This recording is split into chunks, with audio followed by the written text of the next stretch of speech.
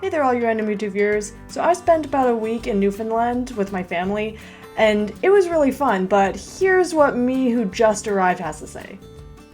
What's up, gamers? Guess who got zero sleep on the plane and is running on adrenaline, baby? Me. I checked in a bag, so I had to go outside of the security area. And now I can't get back inside the security area because my airline the people aren't there for another couple hours. So as you can see, I was having the time of my life. Anyway, I flew into St. Anthony's first, which almost didn't happen because there was so much fog at the beginning of the day, it almost diverted the plane to Labrador, which was many hours away. But thankfully I made it. We went to Norstead Viking Village, which is a recreation of a Viking village from about 790 to 1000 AD. It had a bunch of different buildings like this boat shed, which had this replica Viking ship called a Nar. I think this one specifically was called Snorri. According to the internet, it's 54 feet long, 16 feet wide, and 6 feet deep, constructed of oak, pine, tamarack, and locust woods, and iron rivets. The rest of the village also had a bunch of other buildings like the Chieftain's Hall. I'm pretty sure the chief and the rest of the village actually lived in the same building there. There was also a church and a workshop, and there was a bunch of guides in costume explaining what everything was, which was really cool. No. A scally and a textile. So and that's how it was somebody working. And true trade, we would have been looking for things we could not make, get, or grow ourselves. So sea salt, herbs and spices, bright colors for dyeing your clothes. Oh yes. Yes. So this room is actually called your scally. So it is your kitchen, your bedroom, and your party room, all in one area. So all the raised benches that you see, where the entire building, even in both ends, are sleeping quarters.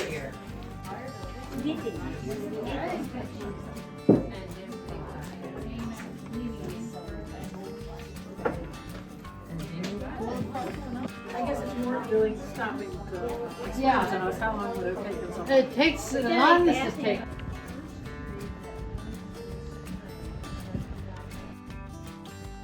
Is that as big a one as they would have had back then? I'm not sure if it's the actual size. Yeah. No. Press coin shot. I think this was a quarter. The next day we went into the void both by land and then by sea. The reason that we were in St. Anthony's in the first place was because we wanted to do an iceberg tour, and we heard that they were pretty good here. And you know what? They were. You know what it kind of smells like, actually? Feel free to ask at any time, and I'll answer as many as I can for you, okay? Right now what I'm going to do is I'm going to put the mic down for a little bit. We're going to put on some Newfoundland jigs and reels. Feel free to... They do get icebergs, and they've done a great job of marketing Twillingate, because everybody looks up icebergs in Newfoundland. The first town that comes up is Twillingate. To 15,000 years of age, even up to 20 to 25,000, depending on how deep down the glacier the ice comes. The iceberg, and it's not as foggy this afternoon as it was this morning when we were here. We were here this morning, you could barely see the top of it, because we watched it bounce back and forth, all around the bay. Right now it's grounded, it's probably 140, you can go a little closer than that. Here was in half that distance again this morning, I think. Some fun facts about these icebergs are that they mainly come from Greenland. They take about 2 years to journey down to Newfoundland, and then they melt in about a few months. I really liked this tour. The guide was really informative and funny, and showed us a cave that he liked. Didn't have anything to do with icebergs. It was just a fun cave. Disco Bay, and we saw one time that was a little bit of a mixture of blue, and then the rest of it was all black. So this, again, just muddy water that poured into a crack with rocks and gravel, all kinds of things, and it just froze there, right? Rocks and dump rocks and fill and gravel all over the top of it. You get moraine gravel that comes off the fjords, right? And you get slides, it'll slide right out onto the glacier in Greenland. I've seen it. That iceberg, when it left Greenland, it did not flip over, because when it showed up here, all these boulders and rocks were still on the top.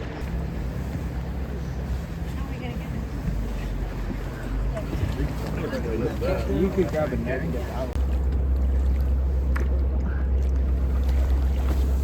You get him? Yeah.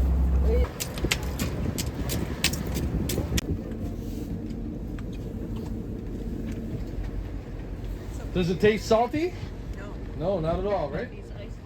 We're not going to be able to go around this iceberg, obviously. It's pretty tight.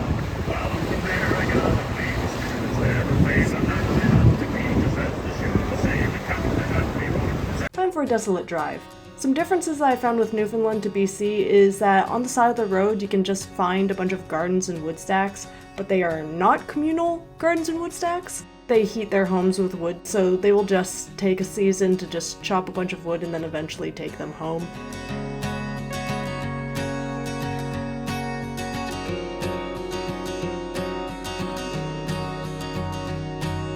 The next place that we went to was Rocky Harbor, where we stayed at our next Airbnb. We were basically changing Airbnbs like every day.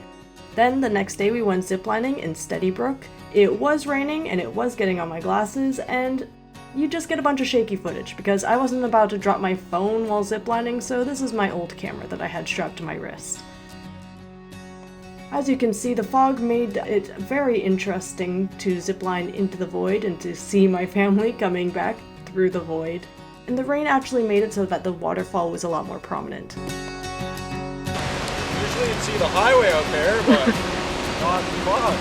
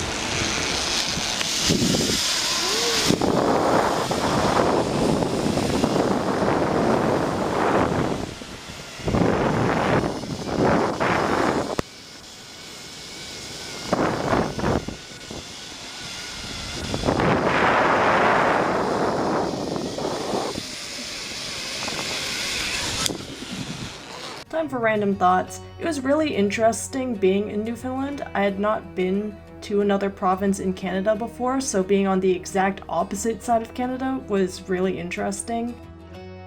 I noticed a large difference in diet, and I don't know if it's just because we were eating out at restaurants. There's a lot of deep fried foods, there's a lot of cod, a lot of potatoes, not a lot of fresh fruit. It would have been a lot of lobster, except for that I'm allergic, so absolutely no lobster for me, but that's not Newfoundland's fault. I noticed that they're not as rigid about healthy foods as in BC. They're a lot more laid back, and the communities around are a lot more trusting, which was very nice. But anyway, this trip was a two-parter, so I will see you in the next video.